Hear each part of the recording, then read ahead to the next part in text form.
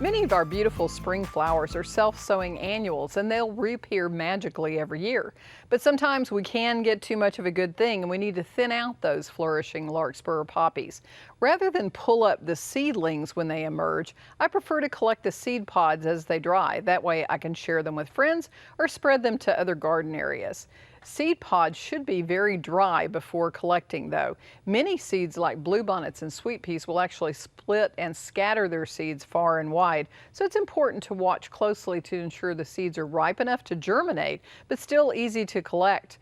I gather bluebonnets and sweet peas in a large paper bag and then seal it to prevent the seeds from being thrown everywhere. Bluebonnet seeds do look like bits of gravel once they're ready to gather, and I have had the best success with pulling the entire plant and putting it down on the spot where I want them to grow for the following spring. Mowing your bluebonnets too soon if the seeds are not ripe will prevent future blossoms.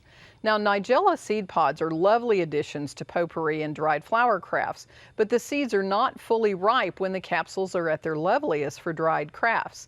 The balloon-like pods are called Love in a Mist, and they have a fine netting around them. The mature seed pods are brown, and the seeds inside are black. Now, these Nigella seeds are used in Indian cuisine. Often you'll find them in rice and as a topping on naan. Larkspur and poppy and columbine seeds fall from the seed pods quite easily. I like to take the seed stems and put them in a plastic bucket or a large paper bag and allow them to dry completely for a few days, and then shake all the seeds out of those stems. Then I spread the seeds out on trays and dry them for several weeks to make sure they're very dry. You always want to use paper bags for storing your seeds. Plastic will not allow the seeds to dry out completely, and mildew seeds may not germinate.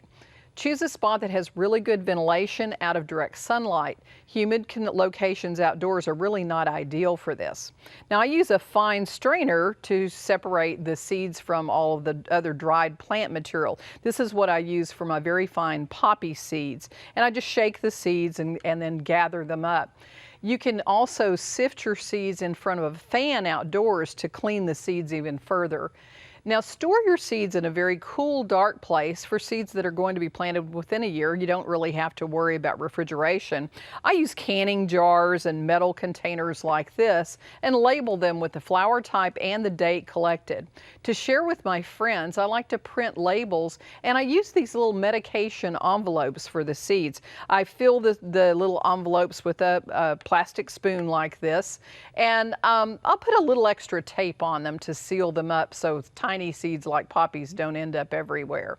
So with some of these tips, you can start saving and sharing your seeds and spread flowers around in your gardens.